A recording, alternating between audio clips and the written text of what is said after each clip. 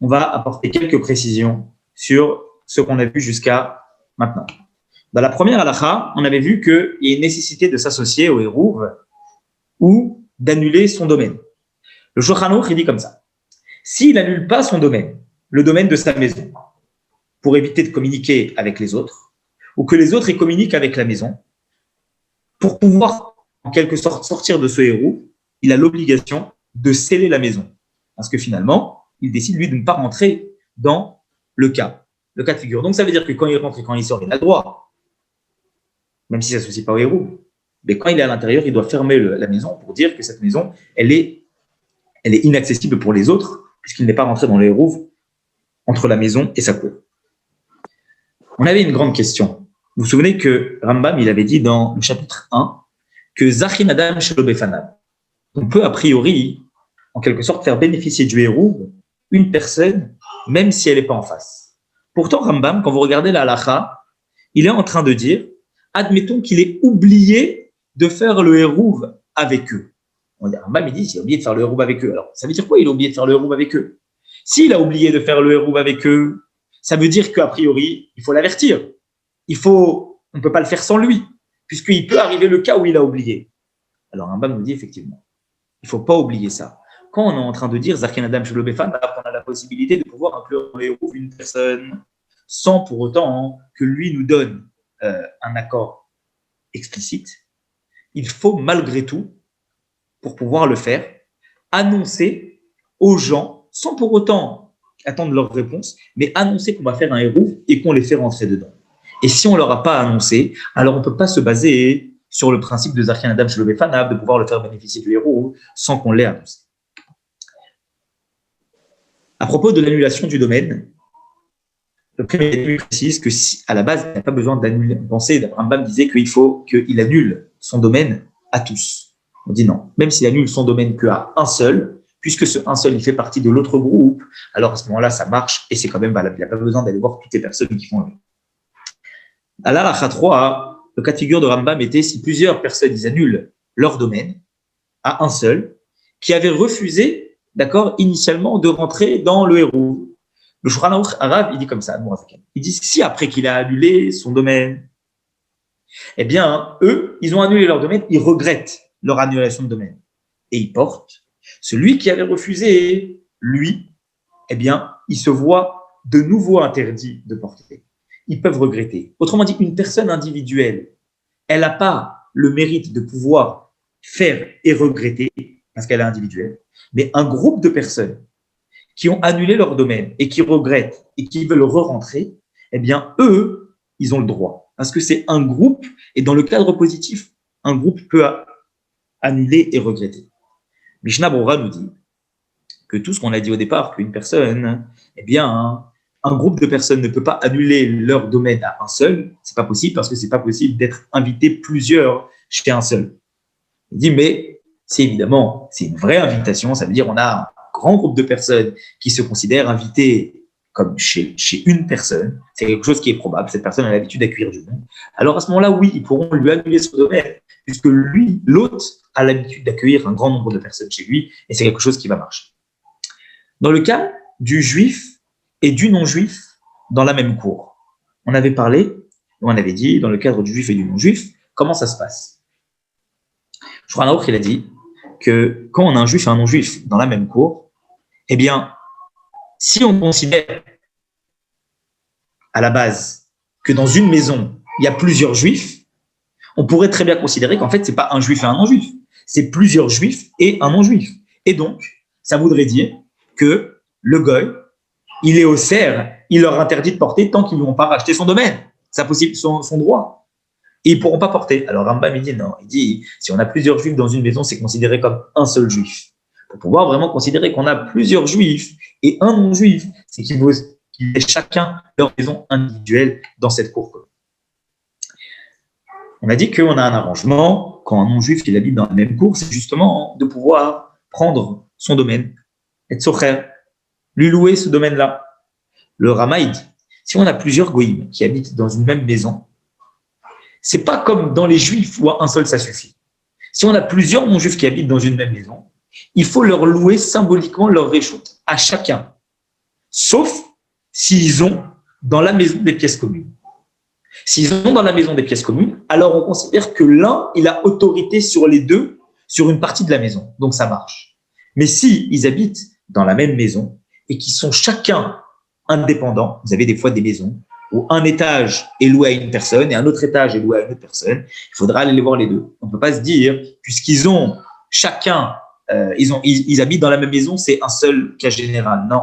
Ils habitent dans la même maison s'ils ont chacun un droit sur la totalité de leur endroit et pas de pièces communes pour les deux, alors à ce moment-là, il faudra aller voir les deux. Dans le cas de la cour intérieure et extérieure, Mishnah Berurah, il a dit qu'une fois qu'on a racheté le droit du non-juif, eh bien, il n'y a pas besoin de faire le hérouv ensemble. Pourquoi? Parce qu'une fois qu'on a racheté le droit du non-juif, dans ce cas de figure, eh bien, qu'est-ce qui se passe? Le domaine, il appartient qu'aux juifs. Et s'il appartient qu'aux juifs, dans le cas où on a la grande cour du juif et l'autre cour où il y a le non-juif et le juif, si on a racheté le domaine au non-juif, c'est comme si on avait une grande cour pour un juif et une petite cour pour un juif. Or, comme c'est un domaine commun pour les deux, alors à ce moment-là, il n'y aura pas besoin de faire le hérouv et on pourra considérer, d'accord, qu'ils vont pouvoir porter dans tout le domaine. Halakha 12, rachat du droit au goy pendant Shabbat. On a dit, oui, le rachat, effectivement, on a le droit de le faire pendant Shabbat, et ce n'est pas avec de l'argent, évidemment, c'est avec un plat. 13e halakha, deux juifs qui achètent le droit de domaine du non-juif. Shulchan Aruch, il dit comme ça. Si un non-juif, il n'était pas chez lui avant Shabbat, mais qu'il a précisé qu'il ne viendrait pas, qu'il ne rentrerait pas à l'intérieur de la maison, alors le hérouv entre eux, il suffit, et il n'y a pas besoin de louer le domaine automatique. Autrement dit, il faut que le non-juif il soit présent pendant Shabbat pour avoir la nécessité de devoir lui prendre son domaine. Si on a un non-juif, on a un immeuble, d'accord? Et on a un appartement qui appartient à un non-juif, et il ne vient pas, cet appartement, il est vide complètement, on sait. Alors à ce moment-là, il n'y a pas besoin, d'accord, de devoir lui racheter son domaine, et on peut faire le hérouv directement. Et admettons qu'il débarque pendant Shabbat, alors qu'a priori c'était prévu qu'il ne débarque pas. Comment ça se passe? Alors, pendant Shabbat, on va pouvoir lui racheter son domaine avec un plat, et c'est comme ça qu'on pourra continuer. Maintenant, on a dit le cas d'un non-juif dans la 14 qui loue à un non-juif. Alors, effectivement, c'est ce qu'on avait dit, je crois très précise, que c'est quoi avoir un droit sur cette chose qu'on a louée, c'est avoir la possibilité de pouvoir placer ses ustensiles à l'intérieur. Parce que si je place mes ustensiles, c'est que je garde une influence malgré tout sur cet endroit. Maintenant, on a dit d'Israël Moumar, vous savez, le juif qui malheureusement transgresse Shabbat devant tout le monde. Comment on va pouvoir juger ce cas? Alors, pour pouvoir juger ce cas, eh bien, il faut savoir que c'est pas juste s'il transgresse un interdit de la Torah qu'on va devoir le considérer comme malheureusement le cas d'un non-juif dans le cadre du hérouv. Même s'il transgresse un interdit des sages, eh bien, cela pose problème. Par contre, si c'est un interdit de Mouktsé, comme on a expliqué la semaine dernière, qui est transgresse, alors à ce moment-là, il ne rentre pas dans ce cas de figure. S'il le fait évidemment sans faire exprès, il transgresse Shabbat sans faire exprès, ou en pensant que c'est autorisé, il ne rentre pas dans ce cas de figure, on va avoir le devoir de lui acheter son domaine. Si on a par exemple une personne qui est libérale, qui ne reconnaît pas la Torah orale, et qui refuse d'annuler son domaine, et il exige un rachat de domaine, ça pose problème. Pourquoi? Parce qu'à la base, s'il refuse d'annuler son domaine, eh bien, il ne rentre pas dans le cas de figure qu'on avait évoqué avant. Mais s'il demande à ce qu'on lui rachète son domaine, ça veut dire qu'il se considère comme un non-juif, mais ce n'est pas un non-juif. Alors, comment on fait? Eh bien, on dit, ça sera permis d'annuler son domaine, bien qu'il n'est pas non-juif, pour pouvoir permettre aux autres juifs de pouvoir profiter de ce domaine. Et on en a fini donc avec tous les cas de figure des différentes halachot que nous avons cités. Alors, vous allez voir maintenant un tableau récapitulatif de tous les cas de figure qui peuvent exister dans le cadre de ces lois. Alors, ça, c'est le cas de figure. On a donc, ici, vous le voyez, plusieurs cas de figure. Des appartements individuels, un hôtel qui appartient à un juif, où il y a certaines personnes qui habitent plus de 30 jours par an, un hôtel qui appartient à un juif, où les gens ils sont là que de passage, ils n'habitent pas plus que 30 jours par an, un hôtel qui appartient à un non-juif, ou un hôtel qui appartient à un non-juif, mais qui est loué pour un séjour à un juif. C'est des choses qui arrivent. Alors maintenant, on va récapituler un petit peu les différents cas qui se présentent et on va voir ensemble qu'est-ce qu'il faut faire. Alors, le premier cas, c'est les appartements individuels. Ça veut dire un immeuble, comme on peut en avoir certains, avec des appartements individuels. Si on a deux juifs ou plus qui habitent, par exemple en Israël, un immeuble où il n'y a que des juifs, il faut faire un héros. Maintenant, si on n'est pas en Israël, on est par exemple en dehors d'Israël, qu'on a une maison, un étage appartient à un juif, un autre étage appartient à un non-juif, ils ont une cour commune, il pourra porter. Maintenant, cas de figure plus fréquent, on a deux juifs ou plus, d'accord, et un non-juif, eh bien, qu'est-ce qu'il faut faire? Il faut faire le rachat symbolique du domaine à ce non-juif-là, et après, une fois qu'on lui a racheté ce domaine, on peut faire le héros. Maintenant, le cas de figure qui est le plus fréquent, c'est les grands immeubles, où il y a parfois plusieurs juifs, et il y a également plusieurs non-juifs. Comment on fait? Eh bien, puisque les parties communes, elles appartiennent à tous, tout le monde a un droit sur ces parties communes, il suffira d'aller voir un seul des non-juifs ou le gardien qui a le droit de poser ses ustensiles dans ces parties pour pouvoir procéder au héros. Pourquoi? Parce que vu que toutes les personnes qui sont là-bas ont un droit sur ces parties communes, nous, les juifs, on cherche à pouvoir porter dans ces parties communes. Donc, si on s'adresse à un non-juif qui a aussi le droit sur ces parties communes, on pourra le voir. Mais l'idéal, c'est effectivement d'aller voir le gardien. Parce que le gardien, on va dire qu'il a un droit en tant que personne qui se substitue, on va dire, à la totalité de l'immeuble, comme le représentant de l'immeuble. Et c'est lui qu'il faudra aller voir pour pouvoir lui demander le droit de rachat symbolique de cet endroit. Ça, c'est pour les immeubles. Maintenant, dans le cas de figure où on a un hôtel qui appartient à un juif, et il y a des gens qui habitent plus de 30 jours par an. Alors, à la base, si l'hôtel il appartient à un juif, on pourrait considérer que si moi je suis à l'intérieur, si l'hôtel appartient aux juifs, même s'il y a des non-juifs qui sont de temps en temps là-bas, alors à ce moment-là, on ne va pas considérer l'importance de ces chambres de cet hôtel qui sont louées par les non-juifs. Pourquoi? Parce que le propriétaire de l'hôtel a toujours un droit sur ces chambres. La preuve, c'est que on a de temps en temps, d'accord, des femmes de chambre qui rentrent, qui déposent des meubles dans les endroits, etc., etc. Donc, elles ont un droit sur toutes les chambres. Donc, à ce moment-là, on pourrait considérer que c'est que entre un juif et un autre juif. Donc, on va juste faire le héros, pas besoin de devoir louer l'endroit. Mais le problème ici, c'est quoi? C'est qu'on a certaines non-juifs qui habitent plus de 30 jours par an. Et s'ils habitent plus de 30 jours par an, qu'est-ce qui se passe? Alors, ce n'est pas considéré comme si ils louaient juste l'endroit. C'est considéré comme si ils ont une demeure fixe dans cet endroit. Donc, si un non-juif, il habite plus de 30 jours par an dans un hôtel qui appartient à un juif, même si le propriétaire, il est juif, il a un droit sur cette chose qui est louée, beaucoup plus que s'il louait de façon accessoire. Et à ce moment-là, on devra considérer le même cas que les appartements individuels et l'immeuble. Maintenant, si on parle d'un hôtel qui appartient à un juif et où personne n'habite plus de 30 jours par an, eh bien, il faudra à la base faire un hérouv, d'accord, comme on l'a dit, sauf s'ils mangent tous dans la cuisine de l'hôtel. Pourquoi? Parce que si tout le monde mange dans la cuisine de l'hôtel, on considère que cet hôtel-là, ils sont tous dépendants en quelque sorte d'un endroit du propriétaire. Et donc, eux-mêmes, même s'ils passent un Shabbat comme ça, eh bien, ils ne sont pas considérés comme ayant une part équivalente au propriétaire de l'hôtel, puisqu'ils sont dépendants du propriétaire de l'hôtel. Donc, on ne considère pas que cet immeuble, en totalité, il appartient à un juif. Donc, c'est comme si on parlait d'une maison individuelle d'un juif avec sa cour individuelle, même s'il y a d'autres personnes qui sont à l'intérieur. Il y avait même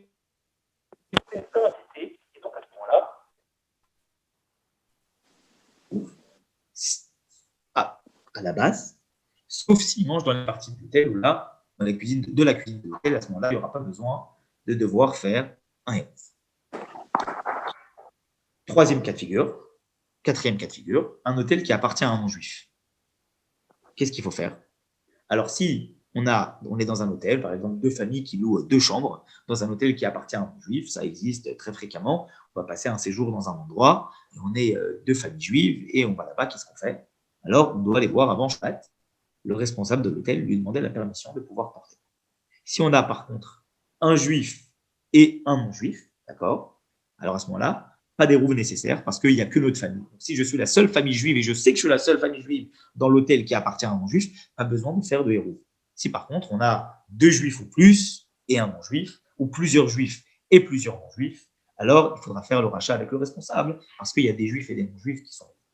Maintenant, ça peut arriver également qu'on soit dans un hôtel qui appartient à un non-juif, mais il a été loué pour le séjour à un juif. Alors la question, elle est de savoir, est-ce que le non-juif a un droit sur cet hôtel-là? S'il a un droit sur cet hôtel-là, ça veut dire que dans le contrat, par exemple, le juif a loué le séjour, mais les femmes de chambre, à l'origine, elles sont toujours là, et il y a toujours un responsable de l'hôtel indépendant de celui qui a pris le séjour qui est là.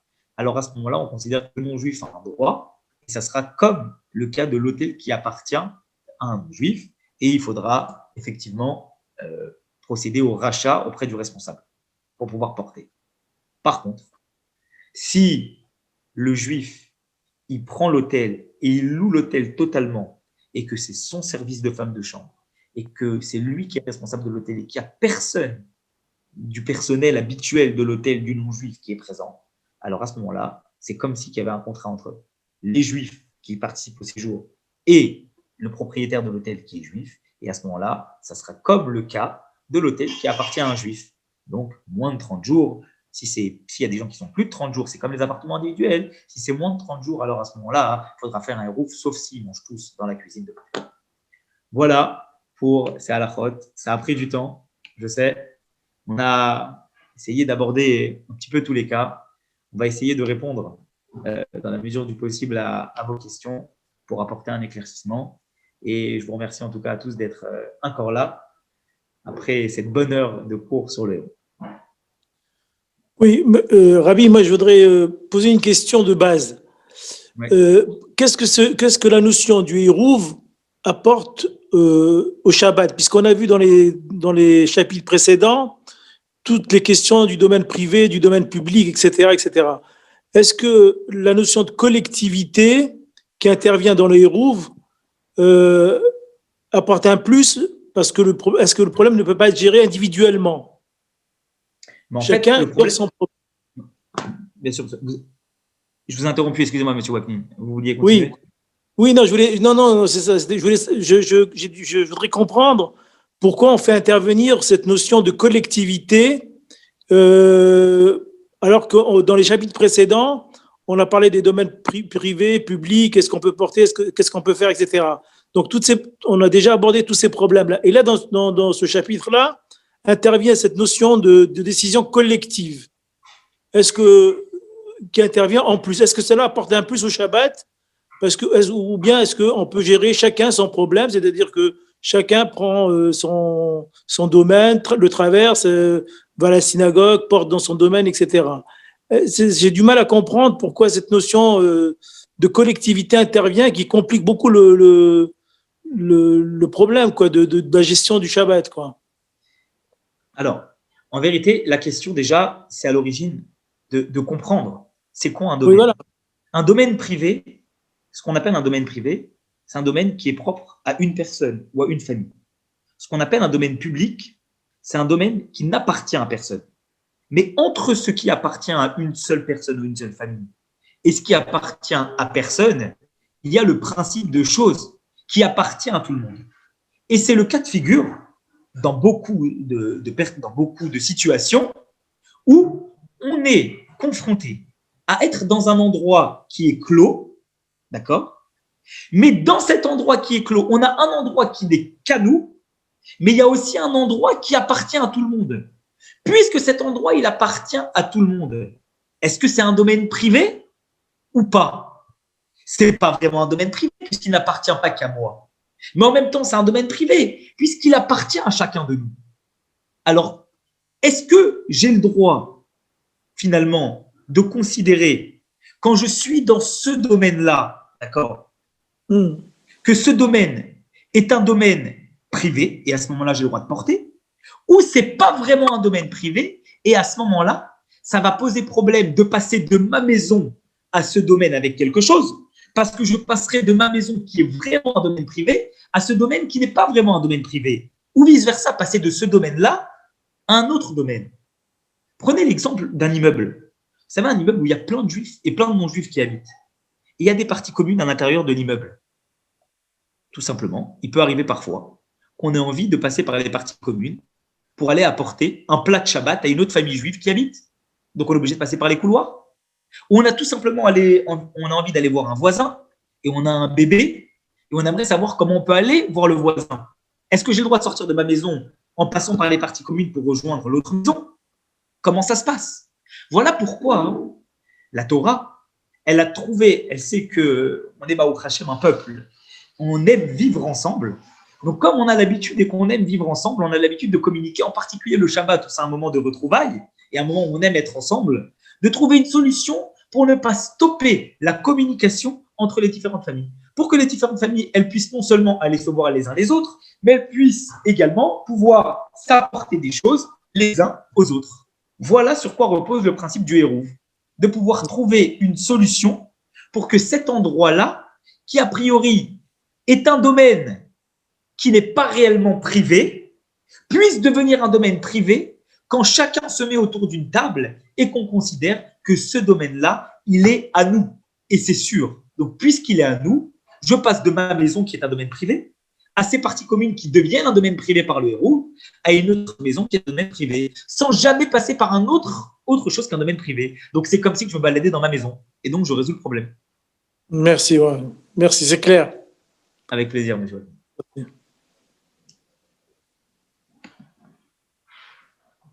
Est-ce qu'il y a d'autres questions? Alors moi, j'aurais quelques questions.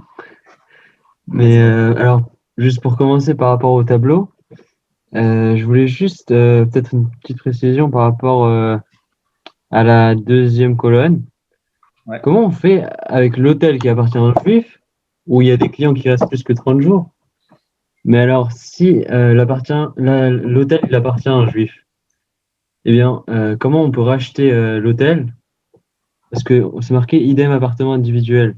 Ouais. Mais pour les appartements individuels, on rachète ça aux goïms, aux non-juifs. Mais là, vu qu'il est juif, le propriétaire.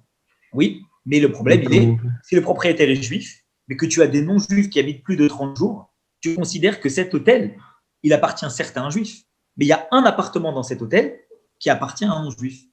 Pourquoi? Parce qu'il reste plus de 30 jours. S'il restait moins de 30 jours, le propriétaire, il garde la main mise sur cet appartement. Mais s'il reste moins de 30 jours, alors à ce moment-là, c'est comme les appartements individuels. Si tu es toi le juif et qu'il y a le propriétaire de l'hôtel qui est un deuxième juif et qu'en même temps, il y a un non-juif qui a une maison pendant plus de 30 jours, ça veut dire que ce n'est pas un juif et un juif. C'est deux juifs et un non-juif. Et puisque ce juif est un non-juif, il faudra aller le voir lui directement et lui demander le droit de porter à l'intérieur de l'hôtel parce qu'il reste plus de 30 jours. ok. Et une autre question. Par rapport, juste un petit peu avant le PowerPoint 10, on a vu que... Vous m'entendez? Ouais. Par rapport au PowerPoint numéro 10, on a vu avant que s'il y a plusieurs personnes qui habitent dans la même maison, alors il faut acheter symboliquement à chacun. PowerPoint numéro 10 ou le slide numéro 10, parce que c'est pas la même chose. Le 10, c'est la 13 où tu veux. Alors, ouais, le slide numéro 10, je pense. C'est ça que tu veux? Ouais, c'est ça. Ouais, c'est ça. Il faut qu'il rachète à chacun. Mais alors, comment ça voudrait dire alors que pour un immeuble, il peut pas aller voir le gardien d'immeuble? Est-ce que ça vient en contradiction? Non, alors regarde. Alors, je vais réexpliquer. En vérité, ce qui se passe ici, c'est que, si tu veux, ce qui permet de pouvoir, à la base, se fier à une personne, c'est si cette personne, elle a la possibilité de pouvoir profiter, d'accord, des parties communes. Si elle a un droit sur les parties communes. Qui est la personne qui a le plus de droits sur les parties communes? C'est qui à la base? C'est le propriétaire, le gardien. Pourquoi? Parce qu'un gardien d'un immeuble, il peut déposer quelque chose dans les parties communes, des personnes ne vont rien lui dire. Le cas, il est plus fin à partir du moment où tu as plusieurs goïms à l'intérieur et que, admettons, tu n'as pas de gardien. Si tu as plusieurs goïms à l'intérieur qui habitent dans l'immeuble, qu'est-ce qui se passe? Eh bien, chacun a son domaine. Est-ce qu'ils ont le droit, ces non-juifs, de venir dans les parties communes et de déposer des choses? A priori, non. Ils n'ont pas le droit. Donc, tu pourrais dire, puisqu'ils n'ont pas le droit de déposer des choses dans les parties communes, aucun n'est légitime pour pouvoir demander. Qui est légitime? Tous. Pourquoi? Parce que puisque les parties communes, elles appartiennent à tous ces non-juifs, il faut que je leur demande à tous la permission de pouvoir passer dans les parties communes. Et s'ils me donnent la permission, alors à ce moment-là, j'ai résolu mon problème. Maintenant, le Rama, il précise quelque chose. Il dit en vérité, il faut savoir qu'on n'a pas besoin d'aller voir tous les goïms. Un seul, ça suffit. Pourquoi? Il dit, parce qu'en fait, le non-juif, même s'il n'a pas un droit de déposer des meubles dans les parties communes, il a malgré tout le droit, s'il veut, d'accord, un droit sur les parties communes. La preuve, c'est que peut-être que ça va être mal vu, Baruch, dans ton immeuble à toi, si tu vas déposer des choses dans les parties communes. Mais est-ce que concrètement, tu peux le faire? Oui. Pourquoi? Parce que tu es habitant. Si tu le laisses trop, ça va être mal vu. Mais tu peux. Maintenant, un non-juif, est-ce qu'il a le même droit? Oui, il a le même droit. Donc, puisqu'il a le même droit, il a une part dans ces parties communes. Donc, puisqu'il a une part dans ces parties communes, on peut considérer qu'il est le représentant de tous les non-juifs de ces parties communes, et à ce moment-là, lui demander à lui. Mais ça, je précise que c'est un avis qui est isolé par le Rama, et que le Shulchan Aruch, aussi bien que le Shulchan Aruch Admorazaken, ils retiennent qu'il faut aller voir le gardien. Parce qu'il faut absolument, pour pouvoir valider ce principe-là, aller voir quelqu'un qui est représentant et qui a le droit de faire des choses dans les parties communes au-dessus de toutes les personnes de l'immeuble. Ça peut être le représentant du syndic, ça peut être le responsable, le président de la copropriété, ça peut être également le responsable de l'immeuble, ou ça peut être même le concierge, ou, je ne sais pas, une personne qui travaille depuis des années et qui nettoie l'immeuble. Quand on va voir des choses qu'elle a mis à l'intérieur et qu'on sait que c'est elle, personne ne va le toucher parce que tout le monde a une relation particulière avec elle. Donc, il faut une personne qui ait un droit supplémentaire que les autres habitants de l'immeuble pour pouvoir valider ce principe. Ok, mais alors une dernière question par rapport à ça. Avec le slide numéro 3, on a dit qu'un groupe, il a le pouvoir d'annuler son domaine, de revenir sur sa décision, mais pas en particulier. Alors, ça veut dire maintenant, si par exemple, je prends un cas pratique, si maintenant on a conclu un héros avec le gardien d'immeuble ou alors le concierge, et après il change d'avis, alors il pourrait pas changer d'avis, ça veut dire. Si jamais il a dit oui une fois, qu'on lui a racheté symboliquement, il peut plus revenir en arrière. Baruch, quand on a dit que ne peut pas changer d'avis, on parlait pas du cas où un goy il va être osser son reshoot, où il va interdire son reshoot. On parlait du cas où tu as un juif qui vient et qui revient sur sa décision. Ça veut dire, tu as le cas de figure de personnes tu as un groupe de personnes qui disent on va faire un hérouve, et tu en as un qui dit moi je suis osser, moi j'interdis. Et d'un coup, on dit qu'il est mévatel. Il dit moi j'interdis, il dit moi je suis mévatel. Moi je veux pas, moi je vous donne le domaine. Et d'un coup il dit non, moi je suis pas mévatel. Il dit puisqu'il est seul, il peut pas. Par contre, il s'inverse. C'est eux à la base qui disent nous on ne veut pas, on te laisse le droit. Mais d'un autre côté, après, ils disent non, on est mévatel. Donc, c'est le groupe qui va l'emporter. Mais pas l'histoire du non-juif. C'est pas le non-juif qui peut dire je viens pas, je viens pas. Tu comprends? Maintenant, concrètement, oui, ça peut être un problème.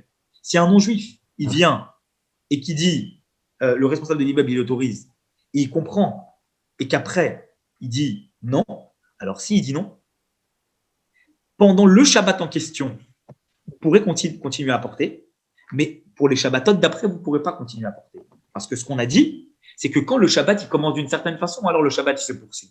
Et puisque le hérouv il était validé au début de Shabbat, alors à ce moment-là, au milieu de Shabbat, même si le goy il revient et qu'il dit j'accepte plus, on continue. Mais par contre, à partir du Shabbat d'après, ça va poser problème. Pourquoi? Parce que le Shabbat d'après, il va commencer alors que le goy il a refusé. Donc, il va falloir trouver une solution. Et si on ne trouve pas de solution, ça va poser problème, effectivement. Mais alors, si on peut continuer ce Shabbat-là, parce qu'on a commencé et que c'était bien, Alors pourquoi si jamais on avait parlé d'un cas où si jamais on sait qu'il y a un appartement dans un immeuble d'un goy et il est jamais là, et tout d'un coup il débarque Shabbat, bah, il faut quand même on a dit qu'il fallait lui racheter avec des plats, non? Et alors pourquoi? Si de toute façon au début du Shabbat c'était bien. Non. Mais on a dit qu'on peut malgré tout porter. Je vais te remettre au sel. On a dit qu'on peut malgré tout porter. Mais il y a une précision qui a été apportée par le Shulchan Aruch Morazaken qui dit c'est mieux de racheter avec un plat. Ça veut dire qu'Al Pi Halakha, tu regardes le Shulchan Aruch, c'est bon. Le Shabbat, il a commencé comme ça, il n'y a pas de problème. Maintenant, le problème, il est quoi? Il est que toi, initialement, il t'a dit qu'il n'allait pas venir. Est-ce que concrètement, au début du Shabbat, il avait vraiment l'intention de ne pas venir? Peut-être que ce qu'il t'a dit, ce n'était pas la réalité. Donc peut-être que toi, ce que tu pensais que le Shabbat, il avait commencé d'une certaine façon, il n'a pas réellement commencé comme ça. Et la preuve, c'est qu'il est venu en plein milieu. Donc ça pose problème. Ok. Merci beaucoup. Avec grand plaisir. Alors, j'ai vu qu'il y a une question qui a été posée dans les commentaires. Je vais essayer de les retrouver un instant. Alors, je vais faire comme ça. Là, ici. Comment les commandes flottantes, voilà. Plus, excusez-moi, voilà. Alors, pourquoi une distinction entre un juif et un converti? Qu'est-ce qu'un converti? Alors, un juif ou un non-juif? Merci pour vos précisions. Alors, c'est une grande question. Je veux juste vous dire le cas. Il n'y a aucune différence entre un juif et un converti. La seule différence, elle est que, en général, lorsque un juif, en quelque sorte, il décède, s'il a des héritiers, les héritiers, ils se substituent tout de suite aux juifs. Le problème est que lorsqu'on parle d'un converti, le converti est une personne indépendante qui est directement enfant de Abraham Avinu. Et à ce moment-là, on n'a pas tout de suite une personne qui va se substituer en tant qu'héritier. Ça veut dire qu'il va y avoir un laps de temps entre le moment où la personne, elle va décéder et le moment où il va y avoir quelqu'un qui est au Med, qui va récupérer en quelque sorte l'héritage. Et donc, si on parle d'une maison, une maison qui appartenait à un juif, d'accord? Et que cette personne, elle décède, l'héritier, il hérite tout de suite. Pourquoi? Parce que l'héritier, c'est celui qui a légué. C'est le même, il n'y a pas de différence. Donc, ce qui était applicable pour le premier est directement applicable pour le second. Par contre, dans le cas de figure où on est en train de parler d'un converti, quand le converti, il va avoir une maison et qu'il est dans un cas de figure avec une cour commune, etc., il va y avoir un laps de temps entre le moment où lui, il va décéder et le temps qu'il y ait un héritier qui va être désigné comme celui qui va récupérer la maison. Par rapport au testament, le temps que le testament il soit validé par le Beth Din. Et donc, à ce moment-là, il va y avoir un cas de figure entre les deux. Et voilà pourquoi on considère pour un converti que ce laps de temps, il ne peut pas être jugé de la même façon que pour un juif qui a un héritier directement. Mais sinon, évidemment, qu'il n'y a aucune différence. Et un converti, c'est comme un juif, c'est sûr et certain. Et c'est tout. Il n'y a pas de problème. Alors évidemment, on parle d'un cas de figure d'un converti qui est isolé, mais quelqu'un qui s'est converti et qu'avant sa conversion, après sa conversion, il a eu des enfants. Ces enfants sont évidemment directement les héritiers, comme un juif. Mais dans le cas de figure où on a une famille qui se convertit entière ou une personne isolée qui se convertit, alors comme il n'y a pas d'enfants qui sont nés après la conversion, alors à ce moment-là, au niveau de l'héritage, ça va créer une distinction. Voilà pourquoi Rambam différencie dans deux halakhot le cas de figure du juif et le cas de figure du converti. Voilà. Shmuel, bonsoir. Oui. J'ai juste une question, si ça ne va pas trop tirer sur le temps. Merci beaucoup pour le shiur. J'ai une question concernant le point 15 que vous aviez traité dans le texte, mais qui n'était pas montré dans les slides. C'était le cas où on a deux maisons. Ouais, deux maisons. Une habitée par un juif, l'autre par un juif, où les deux partagent une fenêtre avoisinante. Donc, oui. Et que sur cette même zone où habitent ces deux juifs, on a une maison qui est habitée par un non-juif. Oui. Et j'ai compris comme ça, je ne sais pas si c'est correct, on peut passer d'une fenêtre de la maison juive à l'autre fenêtre de la maison juive, quelque chose. En faisant le héros. En faisant le hérouve. Et sans demander aux non-juifs. Et sans demander aux non-juifs. Maintenant, si je prends un ballon, par exemple, Oui. et que ce ballon, je le jette de la fenêtre du juif à la fenêtre du non-juif, et qu'il tombe, et que je rate la fenêtre et que le ballon tombe sur le sol, ce sol, il n'est pas couvert par le hérouve. Alors, en vérité, vous savez, j'aimerais bien vous montrer le dessin, d'accord? Je vais vous montrer le dessin, comme ça vous allez bien comprendre ce qui se passe. Je sais pas, vous voyez ma caméra? Vous me voyez? Oui? On vous voit, ouais. Alors regardez, je vais vous montrer le dessin. Comme ça, vous allez bien comprendre ce que c'est. Attendez. Non, c'est pas là. Est-ce que vous voyez le dessin ou pas? Alors, attends, il est tout petit. Là, vous le voyez, là. Ah, d'accord. OK. Vous voyez ce qui se passe? En vérité, l'espace, il est tellement petit que la chose, elle ne peut pas tomber. C'est une fenêtre mitoyenne, vous voyez? Les deux fenêtres, comment elles sont? Donc, du coup, en fait, on considère qu'on peut passer d'un domaine privé à un domaine privé parce qu'il n'y a rien réellement au milieu. Mais la maison du non-juif, elle est dans la cour, mais elle donne sur l'extérieur. Donc, elle n'est pas vraiment, vous voyez, concernée. Vous voyez? Mais ça, ce sont deux fenêtres qui donnent sur la cour. Je ne sais pas si je reviens. Qui donnent sur la cour. En face. Elles ne sont pas l'une face à l'autre, c'est ça? Allumer ça, c'est très bien. Voilà. Alors, voilà. Peut-être vous allez le voir mieux là. Non, c'est pas là. Plus bas, plus bas, plus bas. L'autre côté. Plus bas. Voilà. Attendez. Elles ne sont pas en face, elles ne sont pas en face. Non, vous ne voyez pas là? Ah, d'accord, elles ne sont pas en face. Elles donnent l'une sur l'autre. Vous voyez? Elles donnent l'une sur l'autre de l'intérieur. Elles donnent c'est un vis-à-vis en fait. C'est deux fenêtres en vis-à-vis de deux maisons. Pas vis-à-vis. Hein. Si, c'est un vis-à-vis. Alors, je ne comprends pas le dessin. Là, je vois deux fenêtres qui donnent sur la cour. Regardez-moi de nouveau. Non, elles ne donnent pas sur la cour. On voit mal. Bon, alors, je ne vois pas. Non, donc, regardez, en fait, là, vous dites que les deux maisons sont collées. Deux maisons collées. Ça arrive très souvent aujourd'hui dans les nouveaux bâtiments. Ils font des trucs comme ça. Ils vous mettent des maisons qui sont collées, d'accord? Et où elles sont espacées très peu. Et du coup, vous avez une fenêtre qui donne sur l'autre. À New York, des fois, vous allez à New York, c'est comme ça. Vous ouvrez la fenêtre, vous avez juste en face de vous, vous avez une autre fenêtre. Si je passe un ballon d'une autre fenêtre et que le ballon il tombe au milieu, le ballon, c'est même pas sûr qu'il puisse atterrir au milieu. Mais s'il passe au milieu et que c'est fermé sur les côtés, il y a l'enclos, si vous voulez, des deux côtés, alors à ce moment-là, on considère que ce domaine-là, il est indépendant du non-juif qui habite dans la même cour. Et donc à ce moment-là, il n'y a pas besoin de demander réchute aux non-juifs. Là, je crois qu'on voit bien. Il n'y a pas besoin de demander réchute aux non-juifs pour pouvoir se faire passer. Parce que ça ne le concerne pas. Même s'il y a une part dans l'air entre les deux maisons, c'est un domaine qui n'est pas accessible par lui, c'est un domaine qui ne concerne que moi, le juif, et la maison d'en face qui est juif. Donc le ballon, je peux le faire passer en faisant le hérouf, sans avoir besoin de demander au non-juif la permission. Par contre, si je veux passer par la porte d'entrée et lui faire passer quelque chose, alors là, je passe par la cour. C'est un domaine qui est commun à nous trois. Puisqu'il est commun à nous trois, il faut que je lui demande la permission.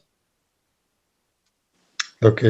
Maintenant, le cas des balcons, un balcon qui donne sur une cour, est-ce que cette zone-là de balcon, elle est considérée comme propriété du juif ou elle reste dans une situation un peu ambiguë? Le balcon de votre appartement, par exemple? Voilà, un balcon d'une maison ou une terrasse, par exemple, une grande terrasse d'un immeuble. Oui. Si la terrasse, elle est complètement fermée ou qu'elle est clôturée avec une hauteur d'au moins 10 tfachim, d'accord, avec quelque chose qui est assez haut de 10 tfachim, sur environ 8 mètres, environ 4 mètres, d'accord, ça veut dire que tous les 4 mètres, vous avez au moins quelque chose qui est planté, d'accord, avec un fil qui lie à un autre bâton. Alors à ce moment-là, c'est considéré comme votre domaine, c'est complètement fermé. Donc un balcon qui est fermé en général, il y a une protection. d'accord, avec au moins quelque chose de 80 cm ou une certaine hauteur de 80 cm, alors à ce moment-là, c'est considéré comme votre domaine, c'est considéré comme votre maison. D'accord, ok. Merci beaucoup. Et encore une question peut-être.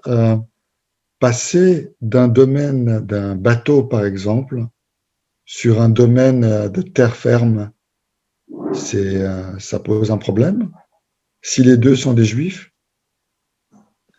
Alors attendez. On est dans une zone Shabbat. Ouais. Il y a un homme qui est sur un bateau. Il habite Shabbat sur son bateau. Il sort pas.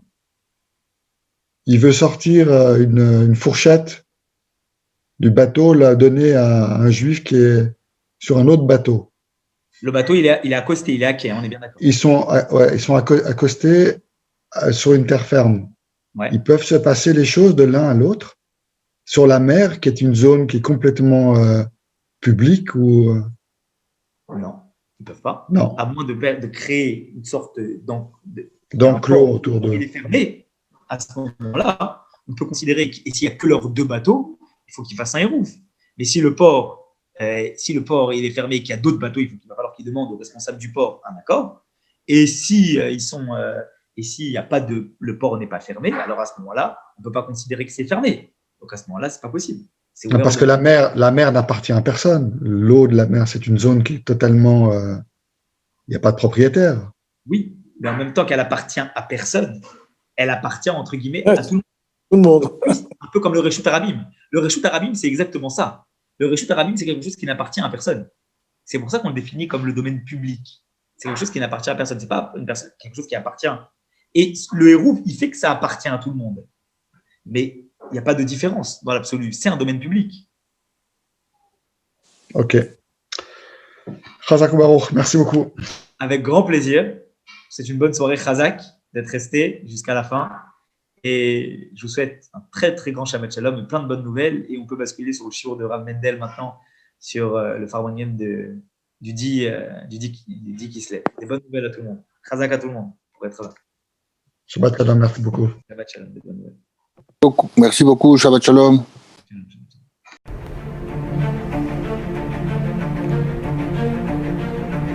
Et si connaître toute la Torah était possible, plongez-vous dans les joyaux de la Torah. Étude du Rambam, le Maïmonide, cours de qualité par des rabbins francophones aux quatre coins du globe. Un chapitre chaque jour, à raison de 20 minutes, pour finir en moins de 3 ans l'apprentissage de la Torah. Relevez le challenge, tous les soirs en direct à 20h30 ou 21h30 heure israélienne.